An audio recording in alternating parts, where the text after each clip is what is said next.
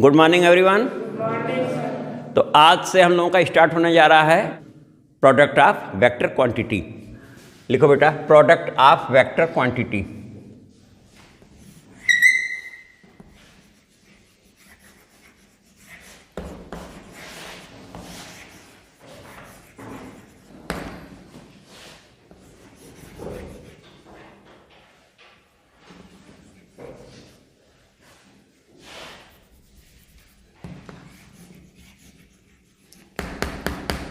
Quantities,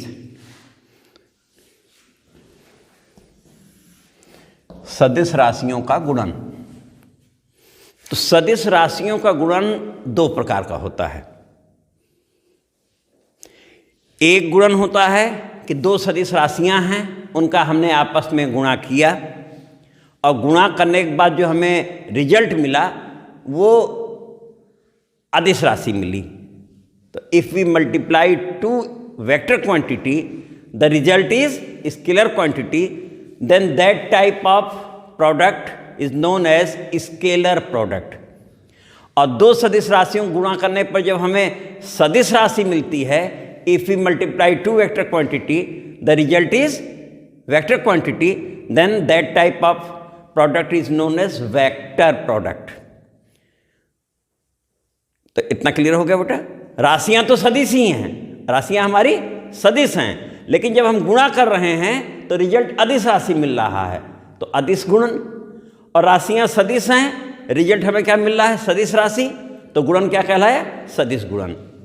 तो इस समय हम लोग जो लेने जा रहे हैं बेटा, product of two vector quantities, दो सदिश राशियों का गुणन लेने जा रहे हैं। तो यहां देखो, यहां पर ये हुआ, पहला हुआ vector product,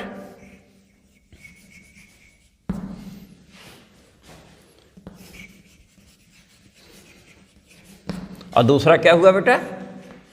scalar product.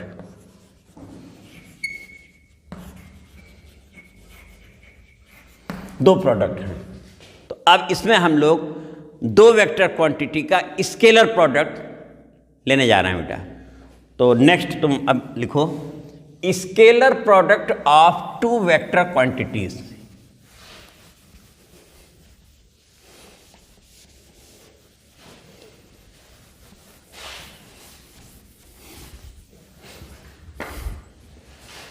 Scalar product of two vector quantity.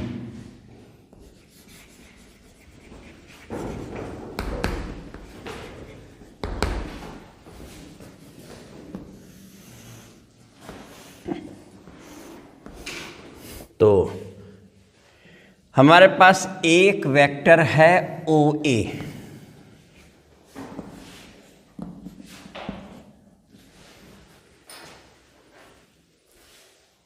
इसे हम कह देते हैं स्मॉल ए वेक्टर। दूसरा वेक्टर है ओ बी, इसे हम कह देते हैं स्मॉल बी। तो वेक्टर ओ ए और वेक्टर ओ बी दो वेक्टर क्वांटिटी हैं, इनका हमें प्रोडक्ट करना है। इन दो वेक्टरों के बीच में, यानी दोनों सदिश राशियों के बीच में ये कुछ बेटा कोण बन रहा है, एंगल। इस एंगल को हम थीटा कह दे रहे हैं। तो angle between these two vector quantities be theta. तो अब जितना बनाए हैं इतना लिख लिया जाए। Scalar product of two vector quantities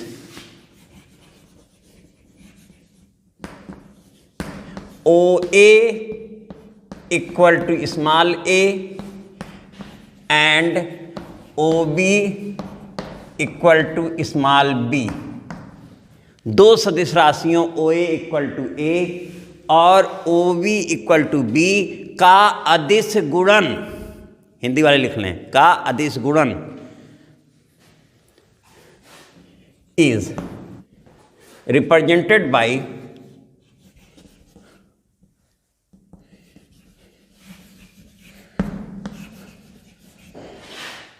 OA dot OB, that is A dot B। तो ये इसको प्रदर्शित कैसे कर रहे हैं बेटा? OA dot OB, A dot B, इससे तो इसको जो है प्रदर्शित कर रहे हैं। And defined by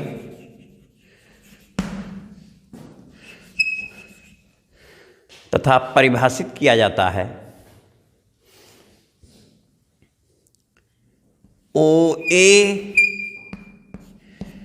dot OB।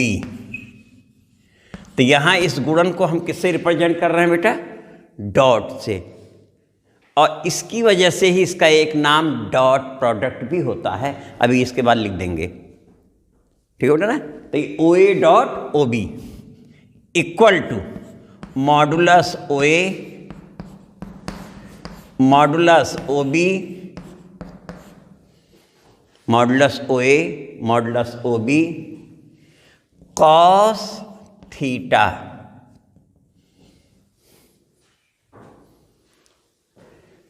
Clear बेटा? तो स्केलर प्रोडक्ट दो सदिश राशियों का OA डॉट OB यानी डॉट से प्रदर्शित हो रहा है। OA A है, OB B है, इसलिए A डॉट B कह दिया। और परिभाषित क्या है? OA dot OB equal to, या इसी को हम क्या कह सकते हैं? A dot B equal to modulus A modulus B cos theta. ठीक है?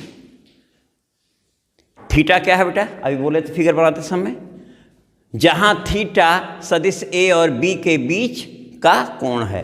Here theta is angle between A and B, A and B। तो सदिश A और B के बीच का कोण है, या एंगल AOB उसको कह सकते हैं। ठीक बेटा? The above product be also known as, इस गुणन को हम डॉट प्रोडक्ट भी कहते हैं। The above product be also known as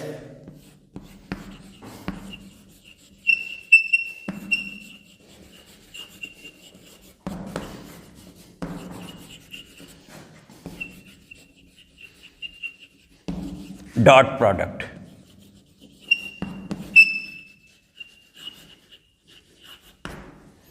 तो इसे हम डॉट प्रोडक्ट भी कहते हैं और स्केलर प्रोडक्ट भी। स्केलर प्रोडक्ट क्यों कह रहे हैं? क्योंकि रिजल्ट हमें कैसी क्वांटिटी मिल रहा है? स्केलर क्वांटिटी, अदिश राशि। और डॉट क्यों कह रहे हैं? क्योंकि इसे हम प्रदर्शित करने के लिए इस डॉट का प्रयोग कर रहे हैं। गुणा करने के तुम जानते हो कई तरीके हैं। तुम्हें A और B का गुणा करना हो तो इसे A डॉट B भी लिख सकते हैं, ये भी गुणा हो रहा है। कोई दो क्वांटिटी में ये हम स्केलर ही क्वांटिटी ले लेते हैं। 2 इंटू 3 बोले तो भी 6 आएगा, 2 इंटू 3 बोले तो भी 6 लिखेंगे, और कुछ लोग लिख देते हैं 2 3 तो भी 6। 3 स्थितियां हैं ना, ये भी गुणा हो रहा है, ये भी गुणा हो रहा है, ये भी गुणा हो रहा है। तो अब वेक्टर चैप्टर में बेटा ये सावधानी बरतनी है। यहां पर डॉट और क्रॉस का चूंकि महत्व होने वाला है, इसलिए डॉट और क्रॉस अगर हमें नहीं मालूम है कौन सा गुणा करना है तो ये यूज होगा। अब ये समस्या खत्म कर दिए है, न डॉट है न क्रॉस है, क्योंकि डॉट करते ही अदिश गुणन हो जाएगा और क्रॉस करते ही सदिश गुणन हो जाएगा। तो यहां पर गुणन जो है हमारा परिभाषित है और उसके अनुसार उसका उत्तर आने लगेगा। तो इसलिए वेक्टर पढ़ते समय इस चीज़ का ध्यान रखा जाता है कि गुणे का निशान वही लगाना है जो वहाँ यूज हो रहा है। होगा बेटा? तो इसलिए अब जैसे तुम्हें लिखना हो 2i कैप,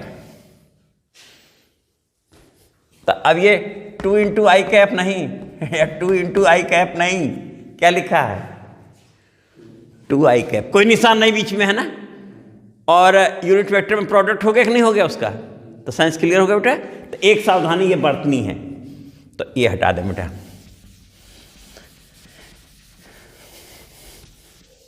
तो यहाँ तक तो ये बेटा हमारा प्रोडक्ट हो गया कि दो सदिश राशि a और b का अदिश गुणन a dot b equal to modulus a modulus b cos theta. अब इसी को हम ये भी तो कह सकते थे a dot b equal to modulus a means a, और b कॉस थीटा भी तो कह सकते हैं बेटा ना, a dot b equal to A B cos theta. ठीक है बेटा ना। तो इस तरीके से ये बेटा यहाँ नंबर डाल दिया जाए, ये जो भी हमारा आया है इसका नंबर क्या डाल देते हैं 1। नंबर 1 में हम क्या पाए हैं कि a dot b equal to modulus a modulus b cos theta. अब इसमें कुछ विशेष स्थितियां ली जाएं, ठीक है बेटा, तो उन पर हम लोग आ रहे हैं। तो ये यहां लिख देते हैं टॉप पे।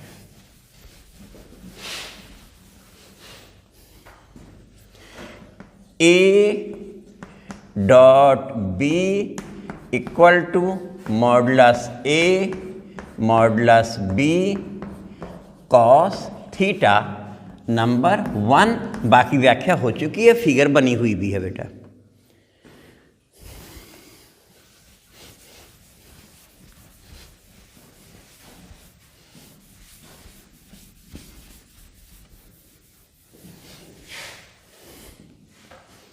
अब यहीं से हम लोग कह सकते हैं फ्रॉम 1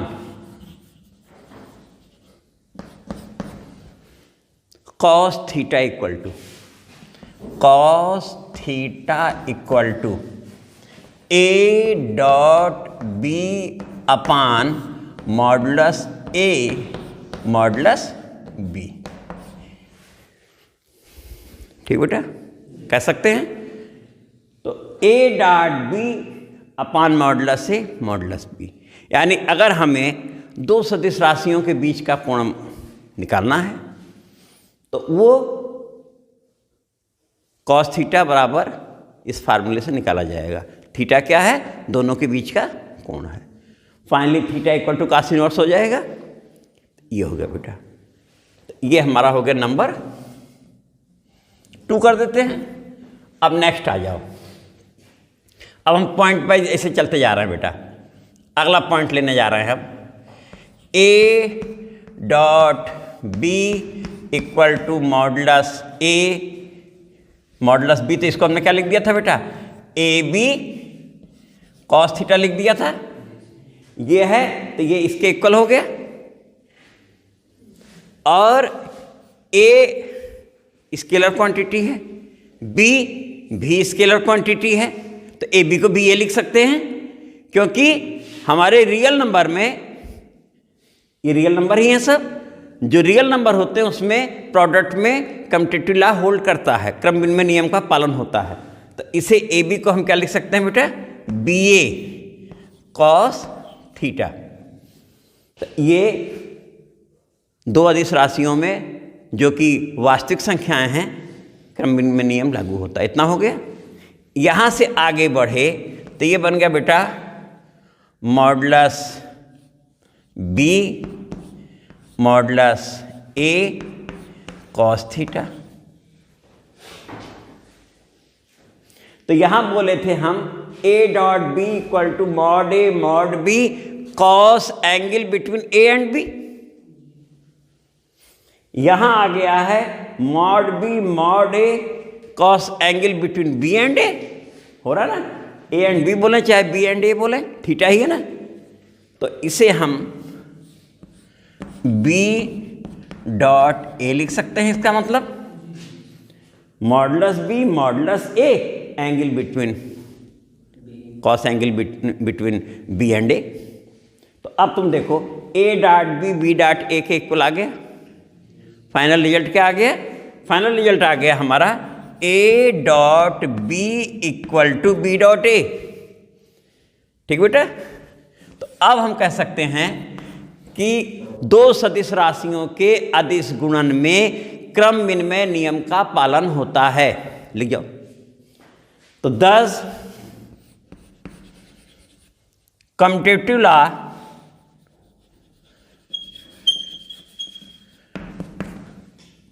of multiplication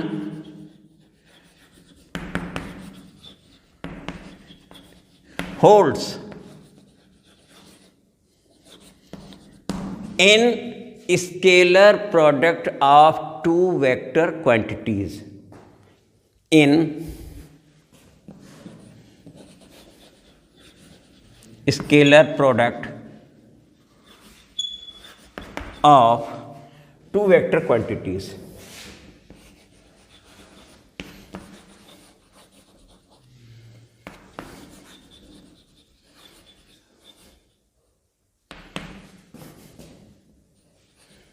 ठीक है बेटा? ये भी हो गया।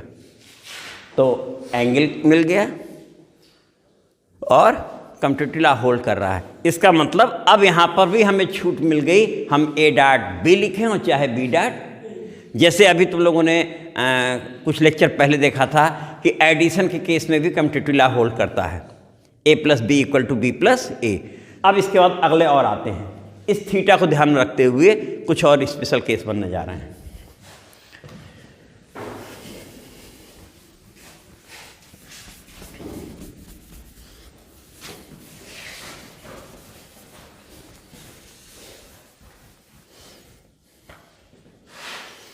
If theta equal to 0, theta equal to, then ये सब किस में हम लोग कर रहे हैं? नंबर 1 में कर रहे हैं। then from 1 a dot b equal to a b cos 0। इसका मतलब कितना आ गया बेटा? This is equal to A b आ गया ना। कास 0 की वैल्यू कितनी होती है? 1 होती है। अब इसी में एक और हम पॉइंट लिख दे रहे हैं, ए डॉट बी हमने स्क्वायर कर दिया। इसका मतलब ये ए बी स्क्वायर हो गया बेटा। That means this equal to A square B square. ठीक है ना? कुछ नंबर डाल देते हैं 1। ठीक है? Further for theta equal to pi, पुनः थीटा इक्वल टू पाई के लिए इसी में, तो ये हो जाएगा A dot B equal to A B cos pi. Cos pi की वैल्यू कितनी होती बेटा? -1। तो इसे हम माइनस ए बी कह दें और हमने यहाँ स्क्वायर किया ए डॉट बी, तो ये बेटा हो गया माइनस ए बी स्क्वायर और माइनस ए बी स्क्वायर, माइनस का स्क्वायर प्लस हो गया और ए स्क्वायर बी स्क्वायर आ गए, तो ये आ गया ए स्क्वायर बी स्क्वायर। इसे नंबर क्या कर दिया बेटा? 2। तो एक तो ये रिजल्ट है कि a dot b if angle between a and b 0 equal to A b, और a dot b if angle between a and b is pi equal to minus A b. लेकिन ये क्वेश्चन बेटा काफ़ी आया हुआ, competitions में पूछा गया है कि किस दशा में A dot B square equal to A square B square, in which condition A dot B square equal to A square B square. तो बेटा क्या इसका आंसर होगा? देख के बोलो। 0 या पाई ना होगा बेटा ना? 0 या पाई। तो एंगल 0 या पाई होने की दशा में ये हो रहा है। अगर स्क्वायर ने किया होता तो माइनस दिखता रहता। तो इसमें दे देगा ए 0, बी पाई, सी 0 और पाई, डी नन ऑफ दीज। अब 0 देखते ही लोग खुश हो जाएंगे, पहला वाला निशान लगा देंगे। हो ही रहा है, सही है, वो भी सही है। खाली पाई वाले भी जो होंगे वो भी सही हो जाएंगे, लेकिन दोनों है बेटा ना, 0 भी है और पाई, दोनों होने की दशा में। तो ये बेटा यहाँ पर इसीलिए ये इतना काम एक्स्ट्रा किया गया, इसकी आवश्यकता नहीं थी क्वेश्चन। तो लिखो if theta equal to 0 or pi, then from 1 and 2 we get a dot b whole square equal to a square b square। तो अतः थीटा बराबर 0 या पाई होने की दशा में 1 तथा 2 से ये इसके इक्वल हो गया बेटा। हो गया इतना, तो एक क्वेश्चन भी हो गया और कंडीशन भी हो गई। तो एंगल 0 हो गया, पाई हो गया। अब एंगल कितना लिया जाए? पाई बाई 2। तो नेक्स्ट केस लेने जा रहे हैं बेटा हम pi by 2। If theta equal to pi by 2,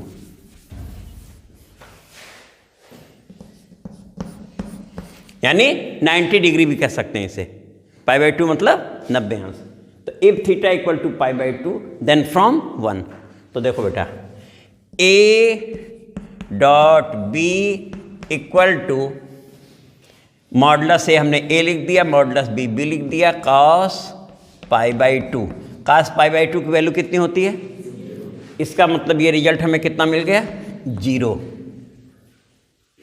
तो आज के बाद से ये एक इम्पॉर्टेंट फार्मूला हो गया और इसका एप्लीकेशन भी बहुत ज़्यादा होगा कि यदि दो सदिश राशियों का अदिश गुणन 0 हो जाए तो वे सदिश राशियाँ परस्पर लंब होती हैं या एक दूसरे को समकोण पर काटती हैं या उनके बीच का कोण 90 अंश होता है ना। तो 10 if scalar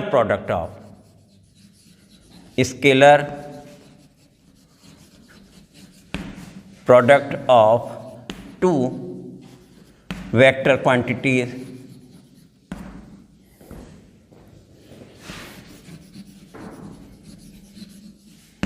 B0, then they are perpendicular to each other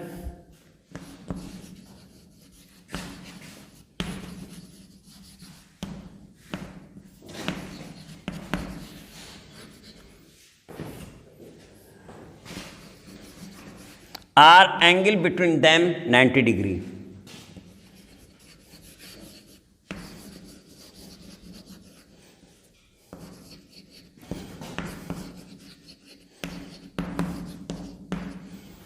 ठीक बेटा, अगर दो सदिश राशियों का अदिश गुणन 0 है तो वे परस्पर लंब होती हैं या उनके बीच का कोण, यही हमने लिखा है ना बेटा।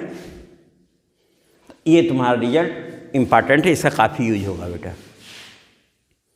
अब इसके बाद और भी स्थितियां हो सकती हैं। ये तो एंगल पे हो गई, एंगल पे 0 हो गया, पाई हो गया और पाई बाई 2 हो गया। तो परपेंडिकुलर होने की कंडीशन यहाँ से मिल गई बेटा। अब नेक्स्ट हम लेने जा रहे हैं कि ये दो वेक्टर बेटा इक्वल भी तो हो सकते हैं, ए और बी, क्यों? तो अब अगला केस हम लेने जा रहे हैं इक्वल वेक्टर के लिए बेटा। चलो, बाकी केस नोट हो चुके हैं। If A equal to B, यानी कि ए और बी की लेंथ या मॉडुलस समान है और दोनों की डायरेक्शन भी क्या है? सेम है। ए इक्वल टू बी का मतलब समझ में आ रहा है बेटा कि दोनों की दिशा भी समान है और उनका परिमाण भी समान है। Modulus and direction both are same. तो यहां से बेटा then from 1 a dot a, b को भी हमने ए लिख दिया, a dot A equal to modulus a और ये बेटा क्या बोलते थे, cos angle between a and b. और यहाँ क्या है, ये ए है, ये ए है, एंगल बिटवीन ए एंड कितना होता है बेटा, 0 होता है ना। तो कॉस 0 और कॉस 0 की वैल्यू 1 होती है। इसका मतलब इसे हम कह सकते हैं मॉडुलस ए स्क्वायर। तो ए dot A equal to modulus a, और मॉडुलस ए को ए भी कह सकते हैं, इसलिए इसे ए स्क्वायर भी कह सकते हैं बेटा। तो ए dot A equal to modulus A square equal to A square, इसका भी काफ़ी यूज़ होगा। ठीक है, ये भी हो गया हम लोगों का। तो बेटा इसके आगे कल के लेक्चर में लिया जाएगा। Thank you.